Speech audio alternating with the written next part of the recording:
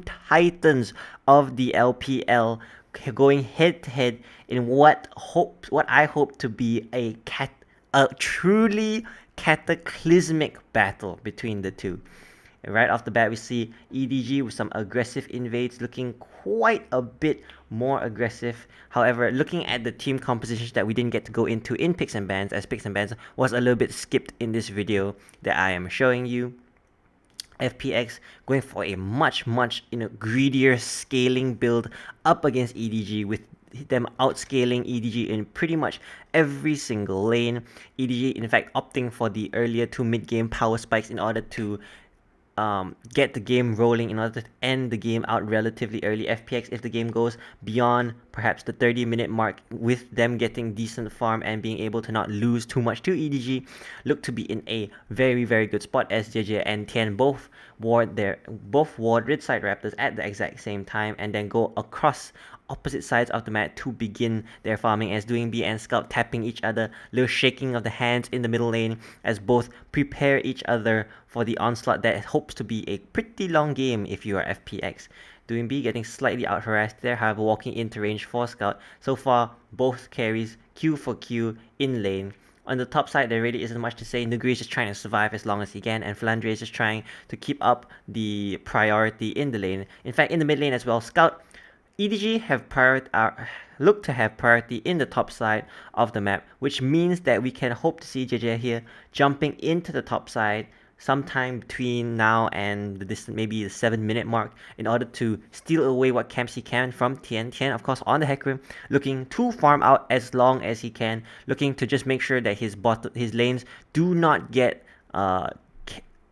camped per se. He's only there for counter jungle duties, which of course, if you're a standard player like I am, if you're just like a normal player, it's quite an art to keeping track of the enemy jungler, trying to be in the same lane as him to ensure that your laners are in constantly a 2v2 if you're on a solo lane, or a 3v3 if you're on a bot side.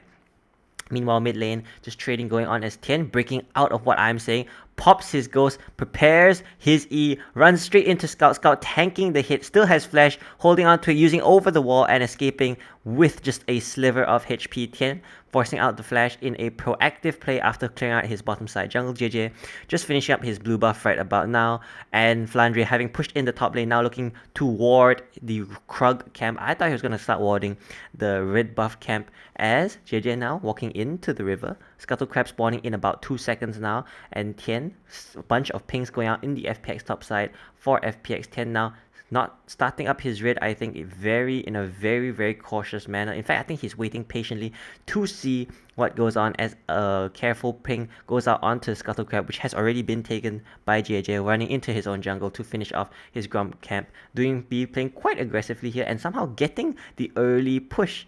That's probably because Scout was forced back to base, teleporting back with his Dark Seal, as Doing B now running back a safe distance in order to channel his own recall after pushing in that wave. So far in the mid lane, a summoner spell advantage going over Doing B, as JJ walking up towards the top side. Flandre able to hit an easy stun, followed up by an easy spear hit by JJ, as his own pillar blocks his escape E. Nuguri flash out, Flandre flashing after him, and JJ pouncing after him, securing the kill. Of course, Renekton Nidalee, one of the strongest duos, both champions complementing each other incredibly well, as Tian jumping into a ward. I hope that was not a misclick. Mako perfectly timed, as Tian taking a lot of damage there from Viper, and Mako Viper using his E to dodge away from Crisp's hook. A decent sized wave here, however, with the next wave coming out from the side of EDG, I do not believe a dive would be possible. The wave has not been set up appropriately. Tian just here to counter jungle Krugs, knowing fully well that JJ is doing the same to his top side, to his Krugs, as Nuguri teleporting back to his lane, seeing that the minion wave was in okay position, not concerned at all at a possible dive there, as JJ now channeling his own back. Tian pushing out further into the jungle in order to secure some more raptors, and already a pretty action-packed first 4 minutes of the game. LWX and Crisp there in the bottom side, using their range advantage to harass out Viper and Mako. So back to okay, I think we're gonna go back to this. See a beautiful stun and then a smite of the minion to ensure that the spear hits. JJ just jumping in with his hook. Flandre jumping in with his flash, landing an auto attack, and JJ is jumping in some more with his Cougar form pounce in order to close the distance and maintain his auto attacks. Doing a fantastic job here in the mid lane against Scout. Scout just accepting that the wave is going to push towards him, as Doing B walks out toward the Raptor camp that Tian had just stolen for him as Tian channels his recall. Surprisingly, FPX with priority in all 3 lanes. I fully expected there to be priority going towards the side of of EDG in the mid lane, as well as the top lane, as Doing B drops a Chaos Storm on Scout to further zone him away from this minion wave, looking to try and crash it. However, the next minion wave coming already. There's a funny turn of events there by Doing B. Doing B playing this lane out very aggressively and is in danger, of course, of a gank. That's one of the problems with playing so aggressively as Victor. He still has his flash, however, trading continuously. Sees JJ jumping in to merely clear the wave and allow Scout to recall. Scout now out of mana, quite low on HP. With this wave pushed out, we'll be able to look for a recall. Doing B merely keeping the wave in a decent position, perhaps he'll try and stop his back as Flandre going in onto Doing B now level 6, barely taking damage from Flandre without a single armor item in his inventory. But that being said, with his Conqueror, Flandre will be able to do a lot more damage in a prolonged teamfight as pings start going out from the side of EG on towards that dragon. Crisp has rotated out to the mid lane to help Doing B clear out his wave, help Doing B get his recall going on. Tier stacked at 90 now for Doing B as a bunch of pings going on the outside. JJ now in the bottom side, starting up Dragon, seeing that Doing B had a late recall. LWX in danger, gets a Mako, throws out an E, however, nowhere close as LWX sucks in his gut and simply waltzes out of any danger there of getting hit by that E. Seeing as to how Doing B is not in lane currently, while Scout is, due to JJ setting that up with a pushing the mid lane just now. First Dragon goes handily over to the side of EDG as Flandre walking in just in case a contest was going to happen. Nuguri just clearing out the wave and channeling his recall. Not really surprising there to see the first dragon go over to the side of EDG. Of course, EDG with the stronger early game in the top side. And so I honestly thought in the mid side, because I've seen many Arianas kind of abuse the victors in the early game. However, I guess Doing B just has a real understanding of this matchup, able to just fight back. Crisp running forward, lands his death sentence onto Leona, lands that flay, however, does not really get much damage going down as LWX isn't really at that stage where he is 200 years just yet. Right about now, he's maybe at the 20-year mark, about 10 times more to go. 10 times lower the power, the damage that we are used to seeing those pentakill Aphelios compilations on YouTube. As teams now with Rift Herald spawned are probably looking for that to be the next point of contestation. And just as I say, the FPX, after pushing in the cannon wave, are walking up with their bottom lane as Tian starts up Baron, fully warded, of course. JJ walks in with Doing B also in the river, managing to push in Scout not being able to come in time. And with JJ pouncing out, I think that signals the rest of EDG to retreat. FPX now, the bottom lane of FPX now, just collecting the mid farm as Doing B playing goalkeeper for Rift Herald. However, unknown to him, none of the enemy strikers are actually in distance or have a faintest bit of interest in contesting this. As I say that, however, JJ coming in, sneak in, spear just barely goes past Tian as a smite comes out from Tian, securing the Rift Herald, and spear hitting his flank as he gallops out. However, due to the speed from his E, he is in no danger whatsoever. FPX there, slightly dangerous as their bottom lane was walking back into their own lane to catch the wave. Tian now starting up his red buff, JJ stalking him like a true predator in the jungle, popping the plant in order to see that Krugs is still up, and now walking very greedily, very aggressively into that area, probably cognizant of the fact that Tian has been chunked low due to his, as I say that, Flandre popping his ultimate, Nuguri trying to close the distance, knocking up JJ, flashing away from a spear, lands his passive. However, the damage was onto Flandre, the tower damage was onto Flandre due to his ultimate, and very, very quickly executed, very, very, I must say, impromptu dive there as the wave wasn't set up. And I think JJ really just wanted to go for the Krug, and then seeing that, wait a second, this is an alright position to look for something. As speaking of which, Chris throwing a hook viper flashed out as Tian was galloping towards him with malicious intent for sure. Tian now just clearing out the bottom side scuttle, and that is the second time Nuguri has had jungle attention thrown up to his lane. Not something that we would completely consider as unexpected, as Nuguri with his null magic mantle is probably looking to pick up his Mercury threads with the amount of CC coming in there from the Redacton W stun from the Leona. Another hook flying out as Tian channeling Rift Herald in the bottom lane. Doingby running down also to to accelerate the game despite them having a much better scaling composition. Rift Herald running into tower, going on to 4 members of the FPX team as even the LWX ultimate is thrown in for good measure to secure the last bit of plating for himself. And just like that, FPX gone like the darkness at dawn is returning back to their lanes. Doingby channeling his teleport now into the mid lane. Scout holding on to his, merely taking the slow way back into lane, as he might lose 1 or 2 CS here with Doingby's ability to push out the waves so rapidly with his upgraded E. Doingby in his spare time now counter jungling Tian, which is quite sad because Tian is Hecarim and he can farm those camps very fast and he can use that farm very, very well to hit his Triforce power spike. Oh, Doingby leaving him the biggest piece of the chicken dinner.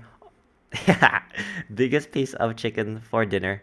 And Doingby just continue clearing out wave. JJ on his bottom side, Flandre on his top side. Doingby not knowing at all how much danger lurks in the sides there, as every member of EDG that was the converging on his location actually had a flash.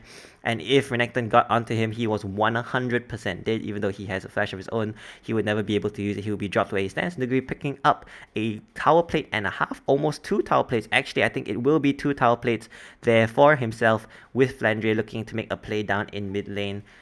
Nuguri in a pretty phenomenal spot, only about 15 to 17 CS down, finally finishing his mythic item, not even that far behind from Flandre. Flandre, of course, with his God Drinker, the item providing incredible sustain in the middle of team fights, making him a lot tankier than you would seem.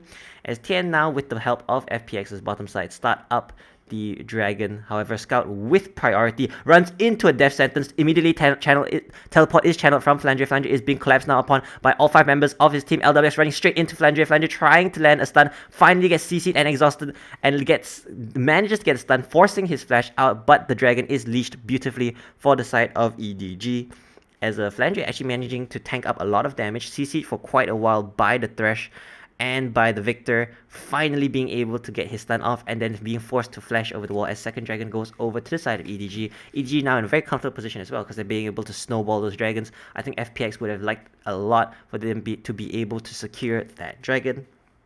Unfortunately, that is not the case, as EDG is not ready to give up even an inch in the early game, knowing that this is their turf, this is their time, this is their power spike, and the later the game goes, the better it will look for FPX. FPX very much now playing to their role of a Phoenix, taking this early, not so good feeling, but in the hopes of later being able to burst out of the ashes of the early game into a beautiful Phoenix, taking down enemy as Flandre jumping in, keeping his stun in fact, but being knocked up like a bouncy castle by Nuguri, finally being able to proc his Conqueror. Nuguri, a beautiful combo there as we see here.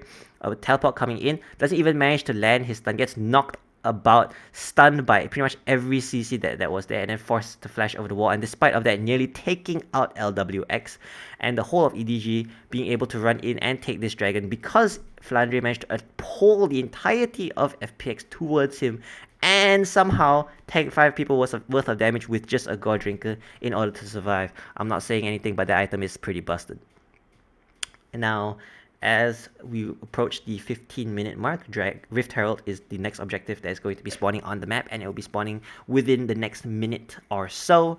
Nuguri now, actually, like I was saying, finishing his mythic at about the same time as Flandre. However, Flandre, with the power of God Drinker, is just so much more tanky in the middle of 5 people as Nuguri is right now. Nuguri gonna need about 2 more items before he can really match Flandre, being able to stand in front of the enemy team. That being said, EDG have great tank shredding tools. Orianna, very pretty good with her tank shredding, with her passive auto attacks as well as the frequency of her Q.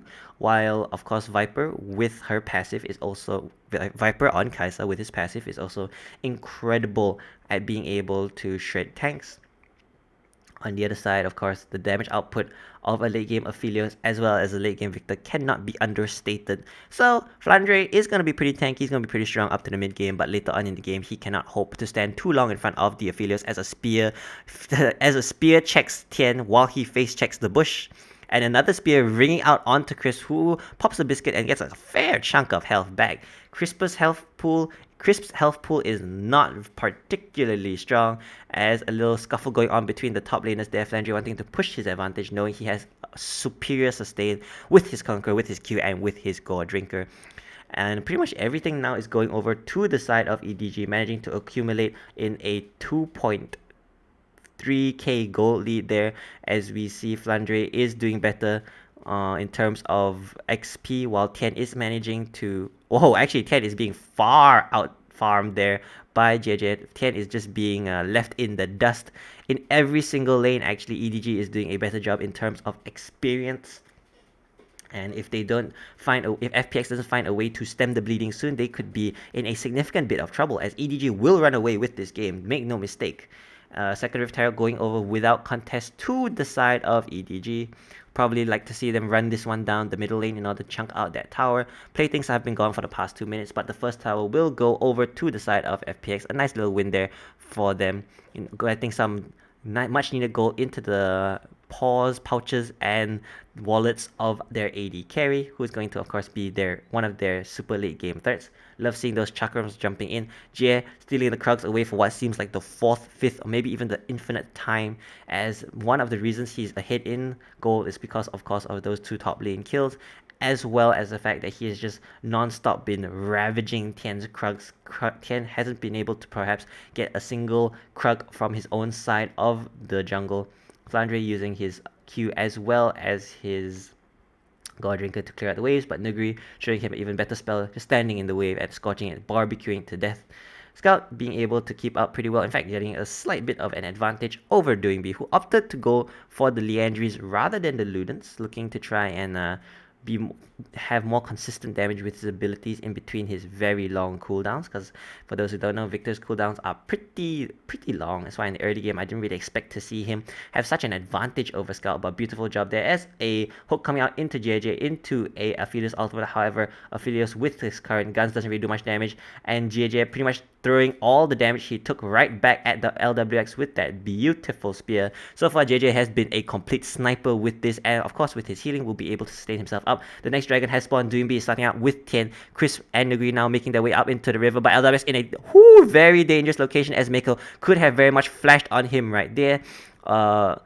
Damage coming in out from Victor is allowing them to zone Nuguri, knocking out Mako. Teleport is channeled right now, as EDG are looking to take a fight, not wanting to give FPX anything for free. But that being said, FPX just waltzing now into the safety of their own junk. Perhaps they'll lose this blue buff, but it is a small price to pay for being able to delay the Dragon Soul or the Dragon Soul point for another 5 minutes. Doing be starting up Wolves at a pretty precarious location, as Nuguri channeling his ultimate, seeing a chance to knock up 3 and 4. 3 flashes are forced out by Crisp flashing in with that death sentence. Crisp, a very maleficent and very malicious looking flash there on the side of FPX, forcing out 3 flashes from the side of EDG.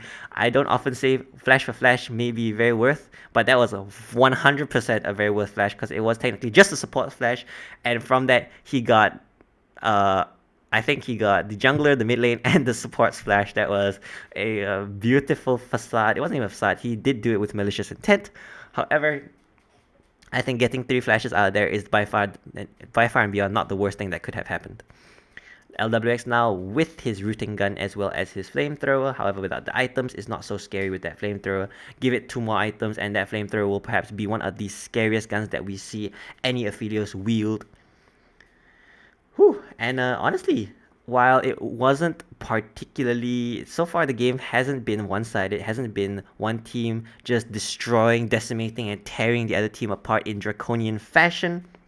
I must say that EDG have a pretty solid hold on this game now. Their goal lead has grown to 3k, 3.1, around the 3k mark right about now, despite the first tower going over on to the side of FPX. LWX, of course, enjoying that very much. Nuguri just soaking up the side waves, as Doomby is doing the same across the map. However, he is stepping up quite far with Mako in the river just beneath him. He could potentially be in some danger as time jumps a little bit in this recording.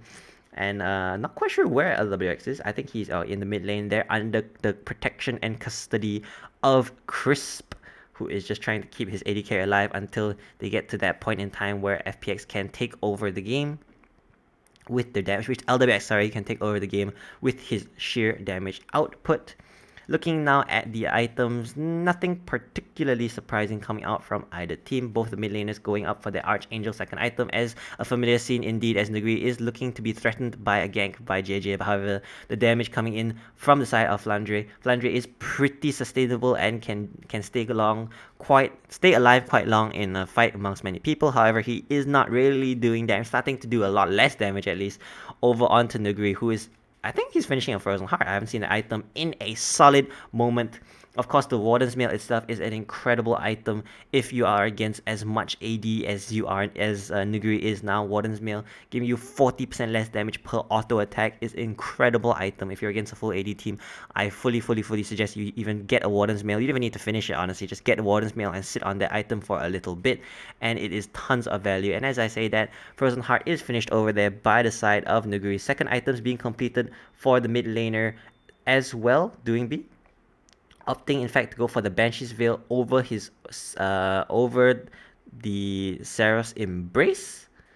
Interesting choice there. Perhaps he prefers the safety, and of course, I can't say I blame him because JJ's spears in this game have been threatening, have been malicious indeed, have been evil. They have been quite amazing, honestly, the amount of damage he's managed to trade back over there. Tian finally getting his own Krugs for maybe the second time this game. If I'm trying to be fully honest, I don't really remember when the first time was, but I assume that the first clear he got his Krugs. LWX just soaking up the waves. Nuguri passing towards bottom side now to catch the wave that's being pushed in by Scout. And no aggressive plays here being made on the side of EDG. FPX, of course, we expect them to be quite passive with the scaling team that they have drafted. But EDG just biding their time. Another 40 seconds before we can see some fireworks again, ladies and gentlemen, as both teams, bona fide champions of the league, are just chilling and waiting for another 30 seconds. Of course, I expect to see a little bit of a tug of war, a little back and forth going on with some spear jumping out. Nothing gonna get hit, of course. Teleport coming in there to the tier 2 tower by Scout in order to ensure he is there on time for this contest, not wanting to teleport in. Oh, as ultimate coming in, Doomby is getting jumped on, is getting tossed around, manages to be saved. However, the ignite gets him. Oh, the red buff, actually I have no idea how he died there. To Viper, LWS getting chunked out quite a bit. Flandre coming in with the flank as members of EDG are flashing in. Nuguri is singled out 1v4. Tian getting his ultimate out, getting flashed on, instantly cleanses. Lantern drags him to safety. Flandre is trying to be the front line for his team, but Nuguri is doing as well in this short area. The Runan's Hurricane damage from LWX is going to be pretty good. However, again, needing one or two more items in order to be able to do the damage he needs there. Oh, beautiful engage on the side of EDG, jumping on Doomby, who felt safe with his team somewhere in the vicinity and with his Banshee's Veil. However, the sheer amount of CC coming out from Mako and the damage coming in from the likes of Viper and JJ eventually bring him down before he even really has time to move, as we see again right here. Doomby trying to face check into Mako, who closes distance with his E, stuns him with the Q and his ultimate. Viper jumping in, and last auto attack, flying through the lantern. Flandre trying to jump in but gets flayed back by Chris as LWX takes a ton of damage here from another spear. Oh, jump in by JJ trying to one-shot LWX, and it's the real reason LWX is chunked out as he is flashed on, and instantly plops the cleanse, takes the lantern to safety and tries to output as much damage as possible. But unfortunately, he is not quite at that stage. Maybe he's at about the 50-year mark. Actually, no, I'd say this is about the 100-year Aphelios mark. He is starting to do a little bit of damage, but again, he doesn't really have that damage as Doomby there, overstepping very far, causing his team to lose the third dragon. However, I think that is fine now. FPX, in 5 more minutes, I think we'll be looking to take their fights now. We'll be looking in the next 5 minutes to secure as much gold as possible, and then from that point on, start fighting for these objectives for real. That being said, they have now put themselves at the edge of a cliff, and if one misstep, like what Doomby did there, and EDG will have an Infernal Drake. Of course, the amount of damage you get from Infernal Drake, both passively and in the active little explosions, is not something you want to play around with. Maybe Nuguri won't be able to feel it, but every single other member will most definitely feel it. Tian, unfortunately, in this game has a completely clean sheet and hasn't really been contributing too much. Then again, with his lanes, he can't really look too actively for ganks, as a counter gank there from JJ any time along the lanes when he's trying to gank will definitely lead to one, if not two, kills going over to the side of EDG, as FPX's lanes were just so weak in the early game due to, of course, the draft. As Flandre in the bottom side, just picking up the last outer turret of the entire game, and of course the wave that comes with it. It's a 2-for-1 bonus in a way. As EDG now setting up along the dragon. Of course, EDG, knowing that FPX's plan is to wait for the next dragon to spawn in order to fight, are opting to try and accelerate the game to try and tease FPX out of their base into a jungle that is they think is theirs, however, is very warded, as 4 or 5 4 zombie wards and 1 oracle trinket is in the Baron pit, keeping that 1 pink ward company there for the side of EDG, a little treasure trove, if you would, of gold and vision score, as Tian jumping in very aggressively now onto JJ blasted out of the sky, and the teleport coming in from Flandre. Flandre is in an unfortunately dangerous position as a flash coming out from Chris. However, the distance was too great and he does not manage to get that. No 1-for-3 flash trade in this scenario. A good attempt there by Crisp, and Flandre thinking that he is forced to jump in to save his teammates, and that was a beautiful pick there for FPX. FPX can now look to go for that Baron, or they've just delayed any attempts there from EG for taking that Baron for 30 seconds. But of course, this is the LPL. We will force fights when we can, and we are feeling strong despite the fact that our AD carry still doesn't have his third item. And that being said, Baron is being taken down quite low. It's 5.4 HP, 5.4k HP as EG running in now. FPX quite split, and Nuguri missing out his ultimate. The Baron does go over to Tian. Tian very low in the back of the pit. Viper sees that, walking in to just secure his kill, executes Tian for being a part of that Baron steal, as Doombi gets hit by the Prey Seeker, gets altered onto by Viper. However, the Lantern bring him all the way into safety, and I think they're the best. I mean, it was one of the better outcomes there for FPX, managing to get a pick there onto JJ, and then changing that pick into a Baron for just 1 death with Dragon spawning in a minute. Tian will be up for that, so there's nothing to worry about. JJ now in the bottom side, clearing out vision where he can, as well as collecting this Scuttle Crab there. And I think their pick there, FPX's pick there onto JJ, was a nice little bit of serendipity. They probably weren't looking. They're just trying to play defensively, positioning to protect any potential plays there in the mid lane by EDG. And then seeing that JJ was quite far out, trying to get some wards perhaps, looking to see if Raptors was up. Tian runs forward and uses his ultimate to fear JJ back into FPX. And JJ is very quickly dispatched in the anarchy that ensued. There really wasn't any anarchy, honestly. It was just him getting pounced on by 4 members of FPX and being taken out very, very handedly indeed, as both teams now posturing around the dragon pit. 10 seconds to go before the potential last dragon of the game is spawned. Degree. Beautiful little sidestep shimmy there to dodge out the nuclear tipped spears that JJ has been throwing out for the most part of this game, as a bunch of zone control is coming in now there from the side of FPX with the gravity fields. Dragon is started up, Viper's in the pit helping to take the dragon low, and Viper manages to steal the dragon. Viper manages to take it with his passive, with his ultimate. Viper standing close, using the Runans as well as his passive to get some damage out, as Flandre's ultimate is forced out, and EDG very happy with that occurrence. Very happy to see that they've gotten dragon and not even needing to jump into a fight with any of the members of FPX. The FPX with Aphelios having his third item, now building towards his fourth item, really would have wanted a 5v5 there. I think they should have pushed out forward much more aggressively, as you see Viper in the pit there, just managing somehow to outsmite Tian in a serendipitous moment, getting his passive out there with onto multiple members of FPX there with his Runans. And Viper just happy happenstance, I guess. Happy happenstance is just all that happened over there. He very handedly just took that dragon right out of... Dragon just was like sand, just slipped right out of Tian's hands into the bowl that was Viper's cupped hands. And now, a huge turn of events there by EDG. However, that being said, that might not make too much of a difference. See, it will make a difference if Doombi and LWX get caught. If they get caught, they're going to get exploded. so much faster, 2 times faster. That being said, if FPX get the front-to-back team fight that they want, Tien's definitely going to get exploded, by the way, in every single team fight he jumps into, because he has to jump in and he's quite squishy. Anyways, if Nuguri manages to stand in front, all the little explosions going off on him, I think wouldn't disturb him too much.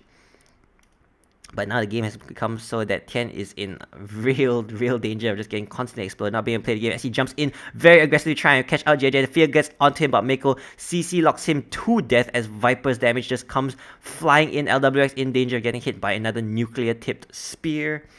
And a beautiful little riposte there in a way on the side of EDG, taking the Baron loss and just answering it back with a very surprising Dragon Steel there by Viper. But we will not dwell on that anymore, as the past is the past. Looking forward now, EDG is just in a very comfortable position, being able to push the advantage, this boost in damage, allowing them to clear waves faster, take towers faster, and even kill, as we saw Tien there faster. Tien doing what he can to look for a pick, not knowing that behind JJ was in fact a Mako and a Viper, a Sun, and a... I don't really know what Kaisa is in character form. Actually, he should have kind of known. This was a very aggressive play here. I guess knowing that 5 members of his team were nearby, using his ultimate to try and jump in, try to run out with his E, however getting tagged by Mako stun. That Ram there coming in from degree, forcing Mako to flash. And that's pretty much all that went down. That's all she sang, ladies and gentlemen. That's really all that happened. FPX, now again, despite being sad about losing that dragon, are in a pretty comfortable position. They're scaling up really well. The top laner has 3 items, the mid laner has 3 items, going on to that 4th, and their AD carry has already 5 items, including his boots. So it's really, excuse me, sorry. That's really not a bad position to be in. That being said, again, with the Inferno Drake, LWX, and Doing B are in at least they don't have to jump in to do the damage, so they can potentially play it safe with the distance, with the range that they have. However, if they ever get caught out of position by Flandre's flash stun, I think for certain one of the carries will die.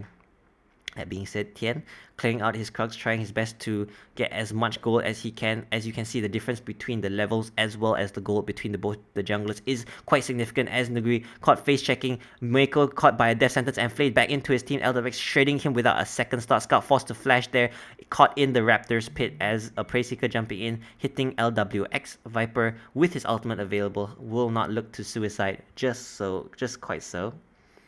As now, with Baron spawning in 15 seconds, that pick was pretty big. Mako will be dead for another 6 seconds after Baron has spawned.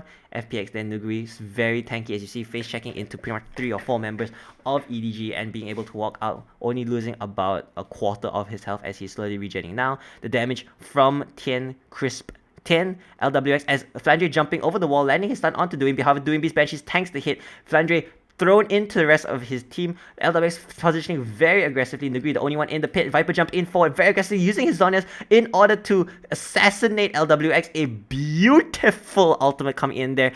Scout looking for the TP flank. However, a flash brings Crisp and Doing B over the wall with the lantern. Hook coming out onto the side there of Scout. Scout's forced to use his Zonias in order to not get exploded there by Doing B. Crisp, despite miraculous plays, is going to be left behind to dry by Doing B.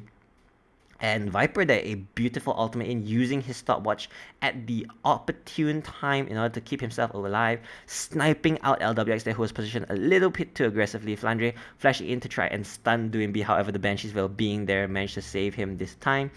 As Doing B now left alone to try and defend this without there being any Baron wave. Maybe he has a chance. However, the members of EDG are just ignoring him. Stuns landing in every single CC that was thrown Doing B's way nags him and ends the game, and just in a very rapid succession, without really much of a team fight going on in either, without much of an official team fight, without much of a bona fide team fight going on from either side there. FPX unfortunately are picked off one by one up against EDG, and really nothing much to say in that. EDG played to their strength, snowballed the game early, and then once they got that dragon, once Viper managed to steal that dragon, it just turned into a real avalanche of a game going against FPX, who was at the base of the mountain, while EDG was very much riding the avalanche safely down the mountain.